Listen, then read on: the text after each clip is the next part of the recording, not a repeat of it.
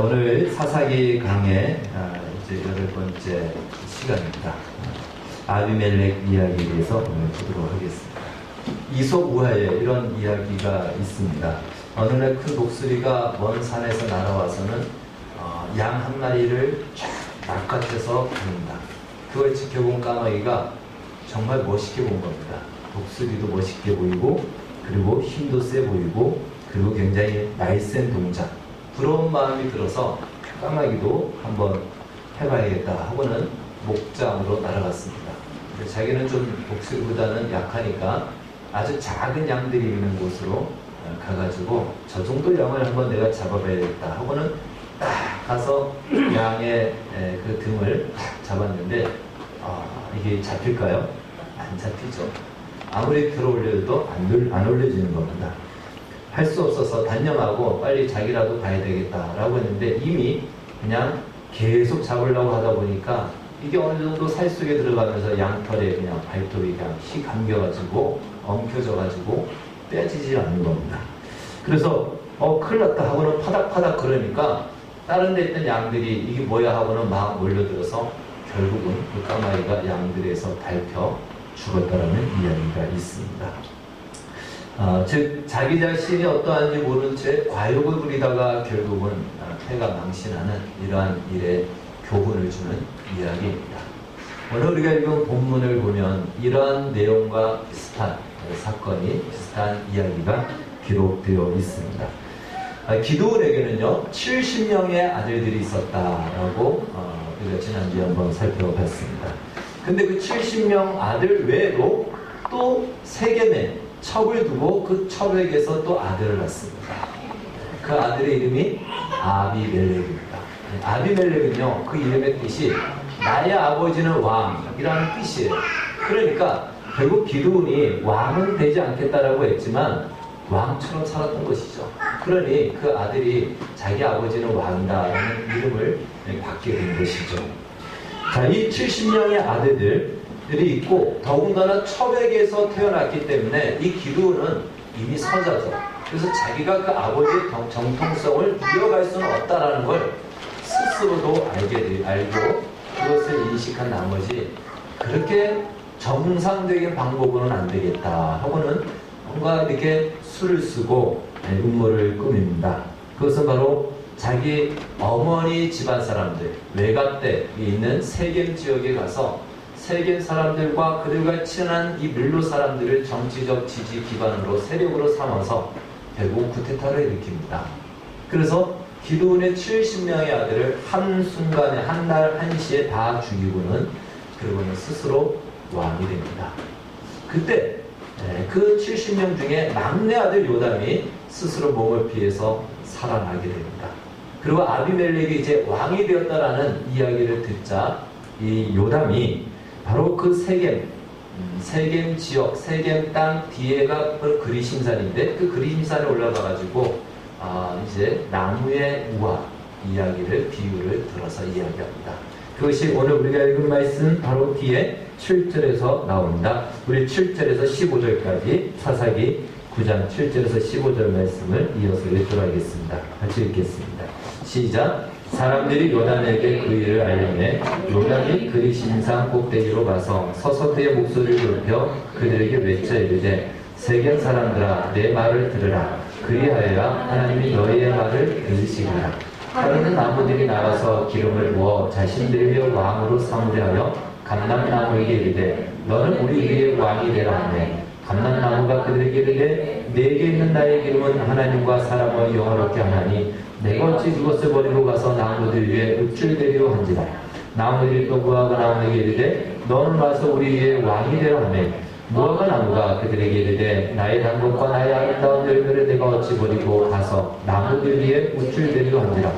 나무들이 또 포도나무에게 이르되 너는 와서 우리 위에 왕이 되라 하매 포도나무가 그들에게 이르되 하나님과 사람을 기쁘게 하는 내 포도주를 내가 어찌 버리고 가서 나무들 위에 읊줄대리로 한지라.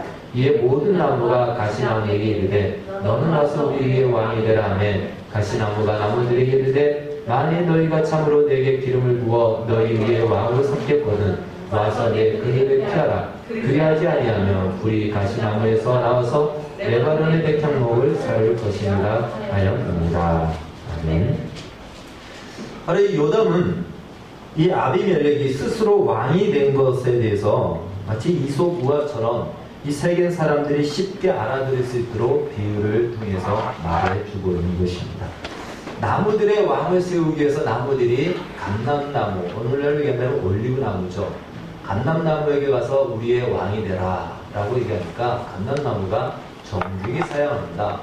내가 맺는 열매로 기름을 만들면, 올리브 기름을 만들면 그것이 하나님을 위해서도 아름답게 관유로 사용되어지고 사람들에게도 얼마나 좋은 음식으로서 사용되어지는데 내가 그걸 왜 버리고 나무들의 왕이 되겠느냐 하면서 그것을 사용합니다. 무화과 나무 역시 마찬가지고요. 포도나무도 역시 내가 맺는 열매가 얼마나 사람들에게 큰 기쁨이 되고 유익한데 그걸 버리고 내가 왕이 되겠느냐라고 사용을 합니다. 그런데 이제 마지막 가시나무에게 가서 이야기합니다. 가시나무야 네가 우리의 왕이 되라. 가시나무가 그래 내가 너희들의 왕이 되겠다.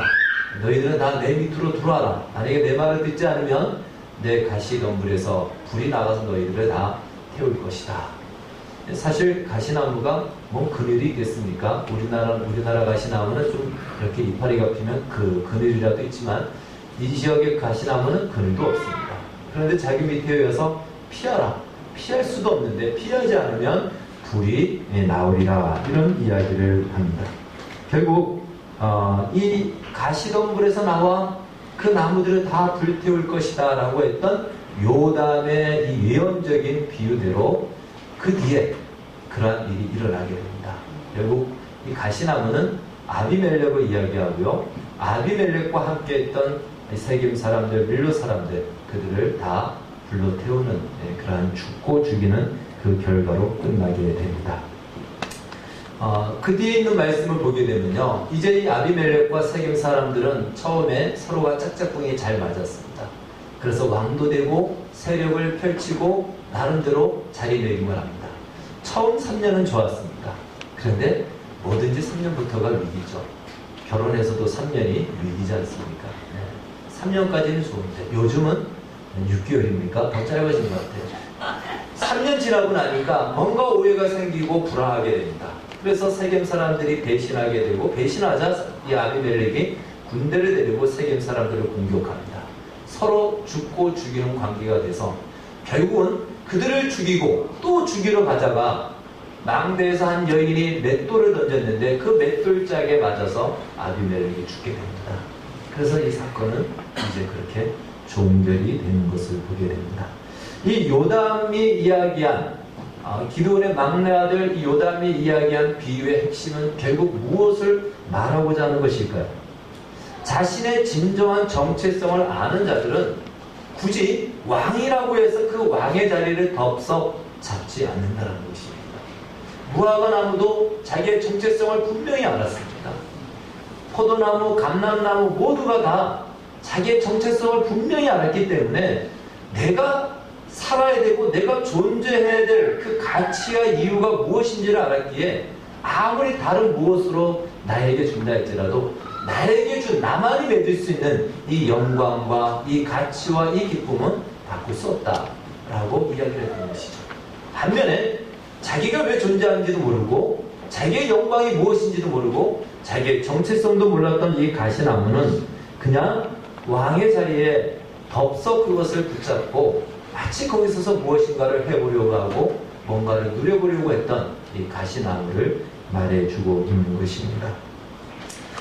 결국 자신의 정체성을 발견하는 이 문제, 이것이 사사기의 가장 중요한 문제인 것입니다. 이 아비멜렉 사건이 성경에 기록된 것은요, 참 이해하기 어려운 부분이기도 합니다. 뭘 말하고자 하는 것일까? 얼핏 표면적으로 봐서는 이 불의한 세력과 연합을 하고 또한 폭력으로 거둔 결과가 결국은 그렇게 되는 것이지 자승자박 스스로 자기가 판 무덤에 자기가 빠지는 자업자득의 이야기이지 않냐, 그렇게 얼핏 그렇게 보여지기도 하고 그렇게 교훈을 받기도 합니다. 근데 이러한 이야기는 역사 속에 무수히 많이 나온다는 사실입니다. 근데 왜 이것이 성경에 기록되어 있고 이스라엘 백성들은 이 부끄러운 역사를 자신들의 역사로 기록하고 있고 오늘 성경은 이것이 오늘 우리 이 시대를 사는 우리에게 무엇을 말하고자 하는지를 우리는 깊이 한번 생각해 봐야 됩니다. 아비멜렉은요, 요담이 비유를 들어준 나무 중에 무슨 나무일까요? 무화과 나무일까요? 네? 상수리나무? 가시나무. 예. 갑자기 또 상수리나무가 어디서 나왔는지. 성경에 상수리나무 많이 나옵니다. 중요합니다. 예. 아브라함에게 있어서 상수리나무는 아주 중요한 나무입니다. 예. 자, 가시나무죠. 아비멜렉은 가시나무입니다. 자기의 정체성을 모르고 그리고 덥석 그냥 좋은 자리라니까 그냥 그걸 붙잡아버려 자기의 자리를 떠나는 가시나무죠. 그런데 비단 이 아비멜렉만이 가시나무겠냐 이겁니다. 오늘 이 시대에도 수없는 가시나무 아비멜렉이 있다는 것입니다. 이런 가시나무와 다른 나무의 차이점은 말씀드렸듯이 자신의 존재 이유, 가치, 내가 누구인지, 내가 무엇을 위해서 이 땅에 살아가고 있는지, 무엇이 나의 영광인지를 아는 정체성을 바로 아느냐 알지 못하느냐의 차이점이라고 말씀을 드렸습니다. 여러분, 이스라엘이 왜 그렇게 반복적으로 순환되는 이 악순환의 고리를 끊지 못하고 그 악순환에 빠지게 됐느냐? 사사기가 계속 그것을 이야기하죠. 그것은요, 자신들이 왜 가나안 땅에 왔는지를 잊어버리는 겁니다. 자신들이 왜 존재하는지, 왜 출애굽의 그 은혜를 받아서 가나안 땅에 와서 사는지를 그 자신들의 정체성을 잃어버리고 그 이방 민족이 살아가는 것을 쫓아 사는 것, 그 삶을 살려고 하다 보니까 그것이 결국 그들이 악순환의 고리에 빠지게 되는 것입니다. 여기서 정체성이라는 것은요, 단순히 내가 누구인가 이걸 아는 것만을 말하지 않습니다. 우리가 말했을 때 정체성이다, 성경에서 말하는 정체성이다 라고 하는 것은요, 그것은 내가 어디 위에, 무엇 위에서 나의 인생과 삶이 펼쳐지고 있는가, 그리고 내가 어디로 부름을 받고 있는가, 내가 어디로 지금 가야 되는가, 나의 방향과 목표가 무엇인가를 분명히 다 담아낸 이야기인 것입니다. 이것이 바로 정체성입니다. 시대가 어렵고 암울할 때마다 사회적인 공통적인 그 모습들이 나타나는 것이 있습니다. 그것은 무엇이냐면요, 가치의 상실입니다. 우리말에도 목구멍이 포도청이라는 말이 있죠. 너무 힘들고 어려우며 생존 그 자체 외에는 다른 것은 아무런 가치도 아무런 의미도 찾지 못합니다. 생존할 수 있다면, 내가 살 수가 있다면 뭘 해서라도 그걸 위해서 정말 힘들 때는 자식도 잡아먹는 그런 일들이 실제적인 역사 속에 있지 않습니까? 그러니까 어렵고 힘들면은 어떤 인간성, 어떤 도덕적인 가치 이런 것들이 다 무너지게 됩니다. 그냥 사는 거 하나, 그것이 그냥 목적입니다. 여러분, 그런 시대, 어째 우리가 살아가는 이 시대가 점점 그렇게 되어가고 있지 않는가, 그런 우려를 한번 해보게 됩니다. 제가 어렸을 때만 해도 우리 사회적인 가치가 있었어요. 그 가치는 무엇이냐면 훌륭한 사람이 되는 것이었습니다. 훌륭한이라는 말이 참 많이 썼습니다. 그것이 표준처럼 쓰여지기도 했습니다. 그런데 오늘날은 훌륭하다는 말을 거의 들어볼 기회가 없습니다. 학교에서도 그렇고 어디서도 들어보기가 어렵습니다. 점점 세상은 편리해져 가고 있는데 살아가는 우리의 현실은 더 팍팍하고 힘든 것이 오늘의 실상입니다. 여기서 살아가기 위해서는요, 도덕도 양심도 그런 것도 없어요. 그런 가치 자체가 없습니다. 어떻게 하든 내가 살 수 있는 많은 것을 차지하느냐, 그럼 이것이 성경에서 오늘 말하고 있는 아비멜렉이고 가시나무라는 것이죠. 이러한 것은 시대의 역사를 보면은 몇 번 우리가 확인할 수가 있습니다. 과거 1차 세계대전 이후 세대를 우리가 보통 러스트 제네레이션, 상실의 세대다 이렇게 이야기합니다. 19세기에 이 세상은 계몽주의와 과학이 이제 발전하게 됩니다. 그러면서 사람들이 인류에 대한 아주 낙관적인 기대를 갖게 됩니다. 야, 이제 이 세상은 정말 행복한 파라다이스가 오겠구나. 그런데 20세기 들어오자마자 1차 세계대전이 일어납니다. 서구 유럽의 젊은이들은 전쟁을 마치 축제 참여하듯이 그렇게 참여를 합니다.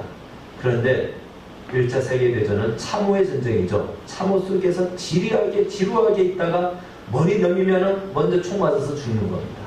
그 끔찍스러운 1차 세계대전을 경험하면서 많은 젊은이들이 죽어갔고, 그리고 살아난 것 자체가 부끄러웠습니다. 그래서 그 시대에 사람들이 깜짝 놀라게 됩니다. 인간이 이토록 비참하고 인간이 이토록 끔찍하고 악랄한가. 그래서 인간에 대한 기대가 이렇게 높았다가 그 모든 기대를 다 잃어버리게 됩니다. 그래서 우리가 그때 나오는 유명한 소설들이, 이제 해밍웨이 작품들이 비극으로 끝나는 것들이 거기서 많이 나오게 되죠. 그래서 인간에 대한 기대를 다 잃어버리고 미래에 대한 희망과 꿈을 다 잃어버립니다. 그래서 상실의 세대다라고 얘기합니다. 그렇게 1차, 2차 세계대전을 경험하고 난 뒤에 서구의 젊은이들은 그 끔찍스러운 현실과 사회를 견뎌내지 못해서 기존의 가치를 다 부정하는 문화를 만들어내기 시작합니다. 그것이 바로 히피 문화입니다. 그래서 바로 그 히피 문화는요, 불량한 학생들, 불량한 청소년들이 아니고 그 시대의 암울함을 이렇게 아니면은 견뎌낼 수 없다라는, 그래서 그것을 견뎌내고 그 시대를 지나갔던 한 그 시대의 젊은이들의 비명이다, 이렇게 볼 수가 있는 것이죠. 일본에서도 이러한 예가 일어났습니다. 우리가 잘 알고 있는 일본의 근대화는 이제 메이지 유신을 통해서 이루어지는데, 이 메이지 유신이 일어나기 전에 낙부 시대가 있는데요. 낙부 시대는 낙부 시대의 특징이 하나 있다면, 일본은 지금도 그러지만 모든 가업은 장남에게만 다 물려줍니다. 그러니까 차남부터는 살든지 말든지 죽든지 말든지 상관하지 않습니다. 그래서 그 차남들은 그때부터 둘째, 셋째들은 자기가 살 길을 자기가 찾아내야 됐던 겁니다.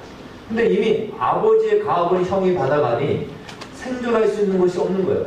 그래서 그때 많은 사람들이 한 것이 바로 이 검술을 배워서 무사가 되는 것이었습니다. 그나마 그걸로 오늘날로 얘기한다면 체육관 내가지고 가르치기도 하고, 그러다가 이 나라에 큰 위기가 오게 되죠. 메이지 유신이 일어나기 시작하면서 이 개화 정책을 펼치겠다는 사람들이 혁명군이 일어나고, 전통을 지키겠다는 막부군들이 그대로 지키고, 둘이 첨예하게 대립합니다. 그때 이들에게 가장 필요했던 것이 무엇이냐면 싸울 수 있는 용병이었습니다. 그래서 이때 이 검술을 배웠던 사람들이 많이 용병으로 가면서 살 수 있는 길이 된 거죠. 직업이 생긴 거예요. 그래서 같이 검술을 배우던 동료가 내일은 한 사람은 혁명군에, 한 사람은 정부군에 들어가서 싸워야 되는 겁니다. 어떻게 그럴 수 있느냐, 그렇게 살아갈 수 있느냐라고 했을 때 그 시대의 소설 중에 그 무사들의 심정을 이렇게 묘사한 것이 있습니다. 목숨 따위는 아무래도 좋다. 뭘 해야 하는지 모르는 것이 아니라 할 수 있는 것이 없었다. 그저 멋있게 보이고 살아야 하는 것 외에 선택할 수 있는 일이란 아무것도 없었다. 이것이 막부 시대의 마지막, 메이지 유신이 시작되는 그 시대의 일본의 현황입니다. 그러니까 다른 말로 정말 살기 위해서는 어떤 도덕적인 양심, 어떤 윤리, 기준 이런 것도 없는 것입니다. 그냥 선택의 여지가 없는 것이고, 그것이 내가 살 길이기 때문에 그렇게 살아가는 겁니다. 여러분, 이것이 아비멜렉이라는 거예요. 이것이 가시나무라는 것입니다. 그냥 멋있어 보이고 그냥 살 수 있다면 그것이 전부였던 것입니다. 그렇게 살다가 그냥 이슬처럼 사라지는 것, 이것이 그 시대의 모습이었습니다. 여러분, 우리나라도 일제강점기를 겪고 6.25를 경험하면서 얼마나 힘들고 어렵고 보릿고개가 우리나라에 이름이 있을 정도가 되지 않았습니까? 정말 가난했지 않습니까? 그래서 그 당시에 그 가난에서 벗어날 수 있는 유일한 방법은 공부였습니다. 그래서 죽으라고 공부를 했습니다. 잘 살게 됐고, 그 덕분에 우리나라는 지금 세계 경제에 정말 그 이름을 올릴 만큼의 그 수준까지 이르게 됐습니다. 그러나 그렇게 되어보니, 정말 공부를 해서 성공해보고 나라가 잘 살아보니 행복할 줄 알았는데 상실한 것이 있죠. 인간미가 상실되었습니다. 인간성이 사라졌어요. 과거에는 우리가 이웃 사촌, 어렵고 힘들어도 이웃 사촌이라고 서로 격려하고 나눠 먹고 했던 그것이 지금은 이웃 사촌이 어디 있습니까? 그런 말 자체가 지금 사라진 지 오래죠. 사실 옆에 누가 사는지도 잘 모를 때도 얼마나 많이 있습니까? 과연 이것이 우리가 꿈꾸었던 세상인가? 과연 이것이 우리가 기대했던 정말 행복한 세상인가? 그러니까 이 아비멜렉이라는 것은요, 자기의 정체성을 모르고서는 왕이라는 그 화려함에 도취되어 왕이 되어지면 뭔가 세상이 바뀌어질 것 같고 뭔가 행복할 것 같은 그러한 인생이었는데, 막상 그 자리에 갔는데 답이 없다는 것이에요. 거기서 정말 만족스러운 답이 없다는 것입니다. 그걸 오늘 우리 시대도 동일하게 경험하고 있는 것입니다. 제가 무엇을 말하고자 이렇게 역사의 이야기까지 들먹이며 이야기할까요? 역사를 통해서 우리가 확인할 수 있는 것은요, 인간이 만들어낸 정체성은 이 정도밖에는 안 된다는 것입니다. 인간이 만들어낸 정체성은 결국은 어렵고 힘들면 생존 외에는 없습니다. 때때로 부모 형제도 없는 것이에요. 그리고 생존이 풍성하고 살 수 있는 것이 풍족할 때는 자기 외에는 없습니다. 오늘 이 시대가 철저한 개인주의, 이기주의, 나 외에는 관심이 없습니다. 요즘 많은 분들이 지금은 좀 그런 것 같아요. 여자분들도 전에는 굉장히 많이 꾸미고 차리고 왜 그러냐면 사람들이 보니까 그런데 사실은 별로 바라보는 사람이 잘 없어요. 요즘에는요. 다 누구를 바라봅니까? 자기 자신만 봅니다. 그러니까 대충 해 나가도 괜찮습니다. 그렇게 정확하게 나를 쳐다보는 사람이 잘 없습니다. 그만큼 관심이 자기밖에 없는 거예요. 이 시대가 그렇게 되어버렸습니다. 우리 인간이 가진, 우리가 만들어낸 정체성입니다. 오늘 성경적으로 얘기한다면 이것이 바로 아비멜렉이라는 것입니다. 왜 이렇게 되었는가? 내 삶이 어떤 기반 위에 있는지도 모르고 어디로 가는지도 모르고 무엇을 위해 살아야 되는지도 모르는 우리의 현실은 어쩌면 그럴 수 있습니다. 그렇다고 해서 그렇게 따라가며 살아야 되는 인생, 그래서 남고 그래서 얻어진 것이 무엇이냐? 결국 아비멜렉처럼 망하는 것밖에 없다는 것입니다. 거기에 어떤 가치도 의미도 찾을 수가 없다는 것입니다. 결국 자기가 기준이고 자기가 하고 싶은 것을 다 하고 자기가 자기 인생의 왕입니다. 사사기의 주제 선구가 바로 그것이죠. 그때는 이스라엘의 왕이 없으므로 사람들마다 각자 자기 소견에 옳은 대로 행하였더라. 그것이 사사시대고요. 오늘 우리 시대에 동일하게 그 정신을 가지고 있습니다. 사실 아비멜렉은요, 사사도 아닙니다. 구국영웅도 아닙니다. 아무것도 아닙니다. 그런데 뭔가 있어 보려고, 뭔가 되어 보려고 막 몸부림치다가 그냥 사라진 겁니다. 그냥 뭔가 있었던 것 같은데 흔적도 없이 그 존재 자체가 사라진 것으로 끝나고 있습니다. 사사기 오늘 본문을 말하고자 하는 것이 바로 이겁니다. 여러분, 우리의 인생도 바로 그렇다는 것이죠. 비명을 지를 수밖에 없는 우리의 현실일 수 있습니다. 정말 끔찍스러운 전후 세대, 전쟁을 경험한 사람들의 그 트라우마는요, 정말 말할 수 없다라고 얘기합니다. 굉장히 많은 사람들이 트라우마에 시달린다고 하지 않습니까? 저 미군들 같은 경우 일본, 저 중동의 전쟁에 갔다 온 사람들, 일본에서는요, 전원이 거의 자살을 했다고 할 정도로 그 후유증이 매우 심각합니다.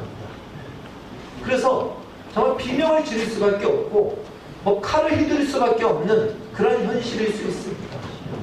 그리고 우리도 마찬가지죠. 우리의 삶이 정말 보이지 않는 깝깝함, 우리 지금 경제가 지금 정말 추락하고 있지 않습니까? 너무나도 힘들어서 젊은이들이 꿈을 꾸지 못하고 청소년들이 꿈을 꾸지 못하는 이 현실 앞에 살아낼 만한 그 힘이 없습니다. 그래서 뭐라도 해야 되는 거죠. 그래서 어쩌면 게임이라도 하고 거기에 빠지는지 모릅니다. 그렇게 하려면 살아갈 수가 없기 때문에 그것이 전부인 현실, 아무것도 보이지 않는 현실, 꿈도 꿀 수 없는 이러한 현실, 어쩌면 오늘 우리의 모습입니다. 그 현실 속에서 아무리 바꾸려고 해도 바뀌지 않고 소리를 질러도 듣지 않고 돌아오는 답도 없고 그냥 그렇게 살다가 끝나버릴 수밖에 없는 현실. 그럼 거기서 왜 사람들은 그렇게 살다가 끝날까? 오늘 성경 우리에게 얘기합니다. 우리의 근거를, 우리의 정체성을 우리 안에 두면, 나 자신의 근거를 둔다면 우리는 어떻게 할 방법이 없다는 것입니다. 그것밖에 할 게 없어요. 소리를 지를 수밖에 없고, 분노를 할 수밖에 없고, 휘두를 수밖에 없고, 그냥 그렇게 한번 굵고 짧게 산다고 살다가 사라지는 것밖에 없다는 것입니다. 아비멜렉의 근거가 바로 자기 자신이었기 때문에 그렇습니다. 하나님이 아닌 다른 어떤 곳에서는 결코 답을 찾을 수가 없습니다. 나의 괜찮음을 드러내야 되는데, 내가 실력이 있음을 드러내야 되는데, 이 세상은 나의 실력을 알아주지 않다 보니까, 그러다 보니까 불을 지를 수밖에 없고, 그러다 보니까 칼을 갈고 칼을 들고 나갈 수밖에 없는 현실이 되어버린 것입니다. 그러나 그것은 폭력과 비극으로 끝날 것 아무것도 아닌 것입니다. 오늘 성경은 우리에게 말씀합니다. 여러분과 저는 하나님의 자녀라는 사실을 기억하십시오. 우리는 우리에게 근거를 두지 않고 우리를 붙들고 있는 하나님의 손 위에, 그 위에서 우리는 살아가고 있습니다. 우리의 정체성을 다시 한번 확인해야 됩니다. 하나님이 누구시냐? 우리의 정체성은 바로 이 위에서부터 시작되는 것입니다. 나를 알기 전에 하나님이 누구시냐? 하나님을 아는 것에서부터 우리의 존재의 가치가 시작되는 것입니다. 엊그제 전도하는 분하고 한번 식사를 했습니다. 근데 이분은 이제 전혀 교회를 다니지 않은 분이기 때문에 이렇게 신앙 얘기를 막 하면은 목사님이 알고는 있지만 정말 전도하기 위해서 자꾸만 나를 찾아오는구나 이렇게 이야기하기 때문에 아주 자연스럽게 이야기를 해야 됩니다. 정말 그건 상당한 지혜가 필요합니다. 그런데 이렇게 얘기했어요. 이제 어린 자녀를 키우니까 교육에 굉장히 관심이 있어서 이렇게 얘기했습니다. 이 인간에 대한 가치를 어떻게 보십니까? 이 세상에서는 어떻게 그 사람이 중요하다는 그 근거를 무엇에 둡니까? 사실 대답이 없어요. 대답할 수가 없습니다. 세상에서는. 그런데 우리 기독교 교육은 하나님이 하나님의 형상으로 사람을 만들었다. 더 이상 뭐가 필요하겠냐. 이것만큼 소중하고 귀중한 가치가 어디 있겠느냐. 기독교 교육은 바로 여기서부터 시작합니다. 그렇게 이야기를 했습니다. 이제 그것이 아직 복음을 정확히 들은 것은 아니지만 하나씩 말씀을 전해줍니다. 여러분, 우리는 하나님이 근거가 될 때만이 우리 자신의 존재의 가치가 형성되고 만들어집니다. 근데 하나님이 없으면 내가 뭔가를 만들어내지만 나의 가치를 확인하고 내 존재를 드러낼 수 있기 때문에 우리는 자꾸만 뭔가를 나타내고 만들려고 한다는 거죠. 그냥 무화과나무로서, 감람나무로서, 포도나무로서 왕이 아니라도 하나님이 만든 그 가치가 있고 존재 목적이 있는데 그걸 발견하지 않을 때 스스로가 왕을 만들어내야 되는 이러한 부담과 이러한 현실 속에 우리는 살아갈 수밖에 없다는 것입니다. 요단의 우화는 바로 이것이죠. 이스라엘 백성들에게 이렇게 묻는 것입니다. 이스라엘 백성들아, 너희는 누구냐? 너희는 하나님의 선택받은 선민이지 않느냐? 왜 하나님이 없는 것처럼 너희 스스로 너희가 왕이 되려고 하느냐? 그걸 지금 묻고 있는 것입니다. 너희가 살아가는 삶의 목적을 스스로 정해서는 안 된다. 하나님이 너에게 맡겨주시고 하나님이 너에게 주신 가치를 따라서 살아가는 것이 너희의 존재 이유다라고 말하고 있는 것입니다. 여러분은 누구십니까? 다시 한번 이 흔한 질문을 우리는 가끔씩 스스로에게 한번 던져야 될 것입니다. 우리에게 펼쳐진, 우리 주변에 펼쳐진 현실 때문에 그 현실을 환경으로 혹시 나를 평가하고 있지는 않습니까? 내게 주어진, 내가 처해져 있는 삶의 현실로 그것으로 나의 가치를 혹시 정하지는 않습니다. 그러다 보니까 하나님을 의심하고 외면하게 되는 것입니다. 하나님께서 여러분을 피값으로, 여러분과 저를 예수님의 피값으로 산 하나님의 자녀라는 사실을 꼭 기억하십시오. 그렇다면 하나님은 우리를 허투루 대하겠습니까? 결코 그렇지 않습니다. 최선을 다하여 하나님이 우리 한 명 한 명을 붙들고 있다는 사실을 기억하십시오. 그런데 우리는 우리 환경으로 하나님을 평가하죠. 하나님이 나의 하나님이라면 왜 내 현실이 이런 현실입니까? 왜 내 환경이 이렇게 어렵습니까? 이것으로 우리는 하나님의 존재 자체를 평가할 때가 많이 있습니다. 주님께서는 우리를 핏값으로 사고 난 뒤에 그것으로 끝내지 않으세요. 그것은 시작에 불과합니다. 마치 씨를 심은 것과 같습니다. 여러분, 씨를 심고 나물 넣으라는 그러한 농부가 어디 있겠습니까? 왜 씨를 심습니까? 싹이 나고 줄기가 나고 열매를 기대하기 때문에 씨를 심는 거 아니겠습니까? 하나님께서는 우리를 지금 씨를 심은 것이 우리를 구원하신 것이라면 우리에게 열매를 목적하는 자리로 우리를 붙들고 이끌고 가고 있다는 사실입니다. 그래서 하나님이 하시는 두 가지가 있습니다. 이 사실을 기억하십시오. 여러분, 씨를 심고 난 뒤에 이제 줄기가 나고 싹이 나고 열매를 맺기 위해서는 주인이 해야 될 일이 두 가지가 있습니다. 하나는 거름을 주는 것이고요. 또 하나는 가지치기입니다. 지금은 워낙 텔레비가 좋은 것이 많이 나오지만 제가 어렸을 때만 해도 저도 역시 밭에다가 거름을 줄 때 어떻게 줬습니까? 어디 가서 거름을 퍼왔죠? 화장실에 가서 거름을 퍼왔습니다. 그걸 퍼서 밭에다 뿌립니다. 야, 그런데 그 겉으로 봤을 때는 그 냄새 나고 더럽고 그렇지만 결국 그 거름이 정말 토실토실한 감자를 만들고 사과를 만들지 않습니까? 환경적으로 봤을 때는 매우 열악하고 냄새나고 이게 뭐냐라고 하지만 그 환경이, 그 거름이 정말 멋진 열매를 만들어낸다는 것이죠. 그래서 우리의 환경과 우리의 처해진 현실이 열악하고 불비할지라도 그것이 결국 우리를 열매를 만들어내기 위한 걸음이라는 사실을 기억하십시오. 또 가지치기입니다. 그럼 가지치기를 하지 않으면 열매가 다 복숭아가 혹은 사과가 전부 다 대추만 하죠. 작아질 수밖에 없습니다. 그래서 주인은 과감하게 많은 열매를 포기할지라도 가지치기를 해서 결국은 제대로 열매를 맺을 수 있도록 집중하게 하죠. 가지치기라는 것은요, 아픈 현실을 얘기합니다. 우리의 삶의 현실이 정말 아픈 현실, 외롭기도 하고 또한 괴롭기도 하고 마치 하나님이 나를 외면한 것 같기도 하고 사람들이 나를 외면한 것 같기도 하고, 그래서 정말 힘든 현실, 아픈 현실, 그러나 그 가지치기를 통해서만이 제대로 된 열매를 맺듯이 갈라디아서 5장에 말씀하고 있는 성령의 열매를 맺는 그 자리로 우리를 붙들어가고 있다는 사실입니다. 여러분, 성령의 열매 중에 여러분이 기억하고 있는 것이 무엇입니까? 인내의 열매, 성령의 열매입니다. 충성의 열매, 믿음의 열매, 겸손의 열매, 온유의 열매, 다 성령의 열매입니다.